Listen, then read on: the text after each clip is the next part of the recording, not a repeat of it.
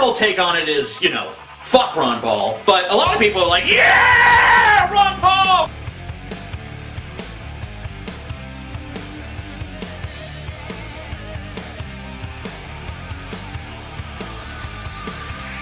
Hi, this is Cody here from Truth Exposed Radio and We Are Changed San Antonio. And I was on the internet today and found a pretty interesting video on YouTube, and it was being shared across the internet on Facebook. And it's of this guy, TheAmazingAtheist, who is, I guess you'd say, some kind of Ryan Dunn lookalike, who's not anywhere near as funny or as cool as Ryan Dunn, but he definitely tries in his videos. Two of his videos caught my attention, and they're both attacking Ron Paul and what he describes as his Paulites.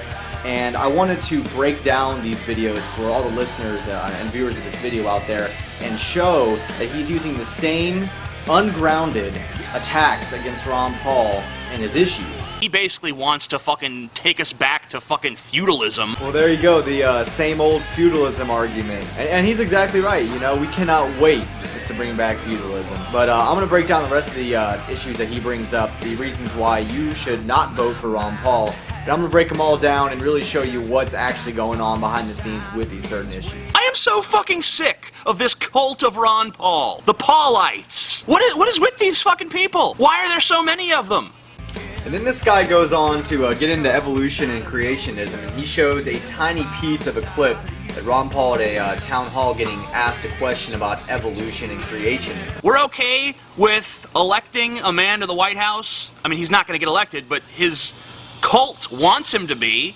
We're okay. The cult of Paul is okay with electing a man to the White House who claims to be a scientist yet lacks the intellectual rigor to embrace the theory of evolution, which has a mountain of evidence supporting it. We're gonna elect a man who totally ignores all of modern biology, all of modern genetics, all of modern paleontology, and just say, well, you know, it's just, that's one theory, but my theory is Jesus. For a really simple analysis of what Ron Paul really thinks about this, we could easily look in his book that he recently wrote, Liberty Defined. And here is that chapter, Evolution versus Creation, and right off the bat he says, from my viewpoint, this is a debate about science and religion and should not involve politicians at all. The answer is simple. Both sides want to use the state to enforce their views on others. Fortunately, in this country, there's no effort to establish an official state religion as has been done elsewhere. At the same time, the past 100 years have also seen secular dictatorships that banish religion in the name of shoring up allegiance to the state alone. Though the Constitution in no way prohibits religious expression in public places, the modern interpretation of the Constitution, pushed by the evangelical atheist, demands strict prohibition on public expressions of faith. And then he basically states that it should be left to the local school board to determine what is going to be taught. And he says that while this will seem to be less than perfect, it's far better solution than having the Supreme Court or the Congress dictate proper decorum with regards to religious expression or picking the books our children will be using in the classroom. And then he goes on to point out how Ron Paul is pro-life. I mean, that's just a label, pro-life, pro-choice. But the fact is, Ron Paul does, you know, stand for pro-life, I guess we could call it that. But he believes it should be left to the states to decide this issue because obviously you look in the Constitution, there's nowhere there that gives the federal government the right to dictate what a woman does to her body. Then he goes on to make this argument about it. Fuck it, fuck life. Cancer is life. That's a life too.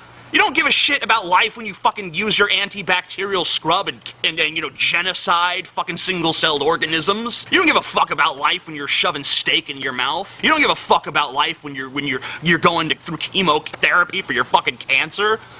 But all of a sudden, when the life has the potential to become a human being, then it's special. Even though it's essentially a parasitic organism. You know, it's living off of someone else. Oh, parasitical organism. Well, where have I heard this argument before?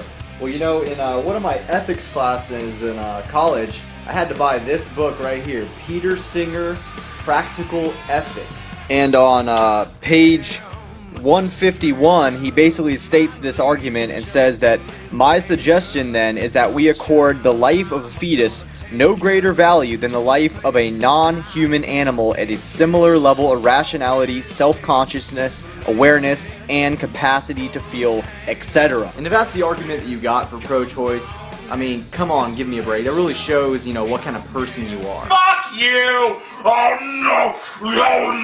Try this turkey leg, bitch! He's a fucking atheist socialist! And then, of course, he gets into gay marriage here, and he says... He voted against gay adoption, kids who need a house. He won't let fucking 2 dudes or 2 chicks have them. He voted against that. And this takes like 10 seconds of research to see that he's completely lying about this. The bill was an amendment. It was Amendment 356 to H.R. 2587, and the amendment that he voted for says it prohibits any funding for the joint adoption of a child between individuals who are not related by blood or marriage. So he is voting against the funding because he cited the Constitution does not give you the right to give funding for these type of things. And he's exactly right.